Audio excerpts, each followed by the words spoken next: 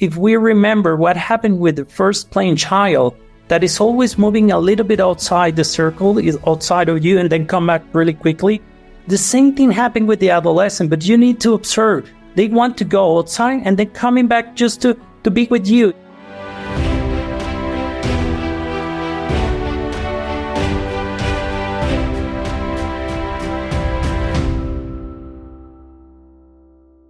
So curiosity questions, asking children what they want, kind of observing what they really like, because I had no idea that sometimes children do like the external sounds and encouragement.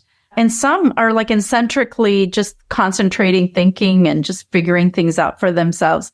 And it could be a distraction. So I love that maybe as a coach or as a classroom, we figure out what everyone's interests are. We do this in leadership trainings when we're past this learning time and we're now developing forced learning. And we have these team meetings and we try to figure out what makes us tick or what we enjoy and what we don't. But in this playground, they're developing all of these skills to, create peace in the world in the future.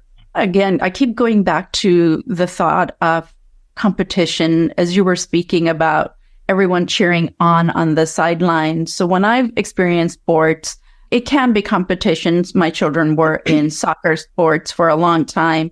And I knew my daughter, she would run for a while and she was out of breath and she didn't like it.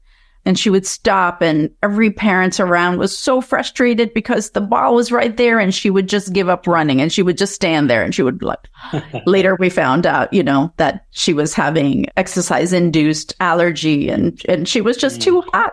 However, let's talk a little bit. And the reason why I was just telling you the story is to kind of figure out when this external sound that comes in, we, the adult, wants to cheer them on and we put this pressure for them to make this goal.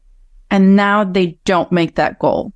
And you spoke about children need us. They don't need to just go to their room and figure it out. They're going to need us to process this thing. We're not going to take away some parents who are going to be the cheerleaders or go, go, go. And they're almost playing the game themselves in their mind as they're cheering. How do we develop these muscle of resilience for our young ones, especially in schools or in our home? So when they go out and play and there is this external noise, that there is some sort of a background or there's some place where they can go to recover from what they're getting.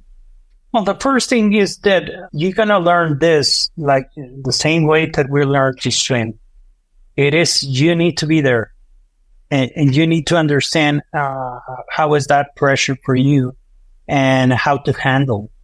The way that it is that, of course, you can bring some feedback, you can have some insights about it, but the way that is this going to be is that they need to be there to have the experience and to understand that. And I'm going to connect this with something that is really Montessorian. Being there in a match, being there in a game is like the third period of the lesson. If we understand that there are 3 period lessons, the first that you're presenting, the second that is by themselves that they need to practice repeating, the third one that they're going to show what they learn, is the same thing with a game.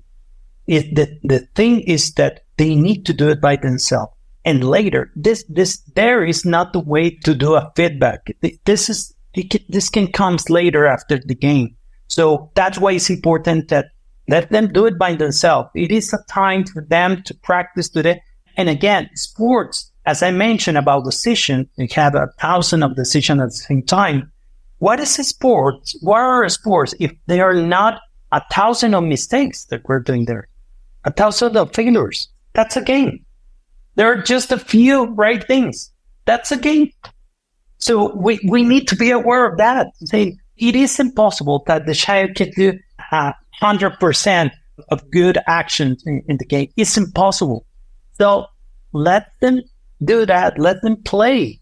They are playing. They like to play because in that part that you said, we're going to support this atmosphere, how we want to support that.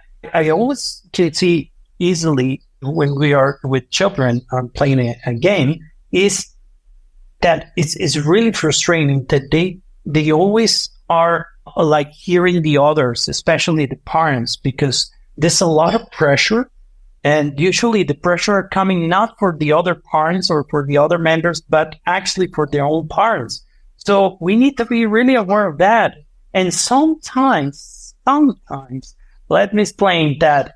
I don't remember exactly the average, but usually there is a huge part of the children that they are going to quit to practice sports because this kind of behavior that the parents are doing, they're going to quit when they reach adolescence.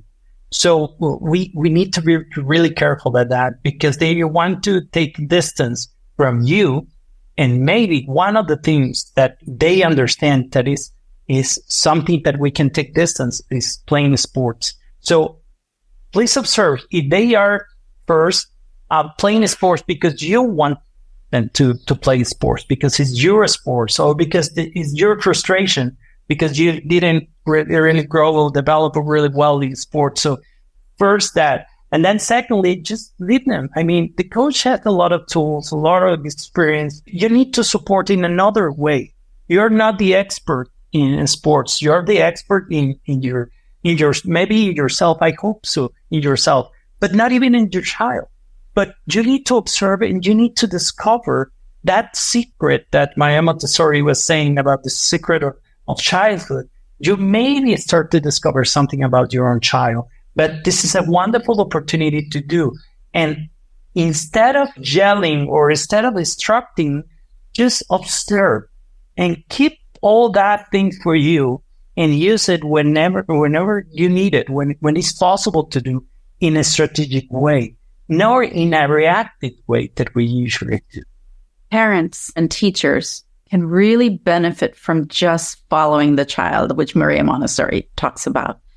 And your conversation just now brings so much inspiration about when we follow the child, the process, it's theirs, not ours. Inviting that experience. And it's not about right and wrong, win, lose, better, or worse. It's about the journey and the process, because when there is failure, there is a skill building. And it's actually not a failure. It's just a developmental, what you didn't know yet. It's that discovery of the secret of childhood, that immense energy, the child's natural way of being. They already have your amazing genetics from home, parents, and they have this nurturing environment at school. And our children are destined to be anything and everything they want to be if we follow the child. It's very inspiring. Let's talk about older children. And I say older children because we always see them because now their legs are longer and they've gained height. They sometimes are so close to our height. And now they're gone through middle school to high school. And now they understand a little bit more. They're developmentally at a different phase. How does sports now, after we've done this sports setting in the primary environment, elementary, middle school, and as they're moving into the maybe 12 to 18 age group? This is a wonderful stage of development. This is a wonderful thing to understand that there's going to be a lot of changes. They are right now passing to a lot of experience that are going to face refining and the senses in the first plane. We're talking here about refining our personality. So it's something that we also can take in consideration in the sense of playing a sport or not. But one of the needs that they have at this stage is how to, not showing, but how do this experimentation of feelings that is happening inside. Because when you're reaching that age, usually it's something that we put a wall and we just keep it there. So we're just secretly having a lot of feelings, a lot of questions, a lot of things. And when we have the opportunity through movement, through arts, to all the different kind of expressions, this is the way that they can show what they having. They can show that feeling. They can give this freedom in that sense to show themselves. So it is something that is related in that part. And another kind of relationship is that sports is giving it the opportunity to be with others. Maria Montessori talks about this adolescent has a newborn, a new social newborn. So the social newborn means that they have another perspective of life. So it is also another perspective of sports, if we see it. Because now the sports is a way not just to communicate, but to show himself what is capable of really in another stage, in another level. And they want to refine that to saying, how is it important sport for my body? How is important sport for my mind? How is important sport for the future?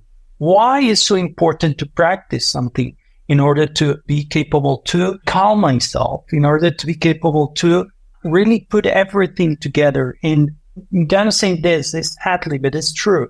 Sometimes the sports is the only place when they can experiment freedom.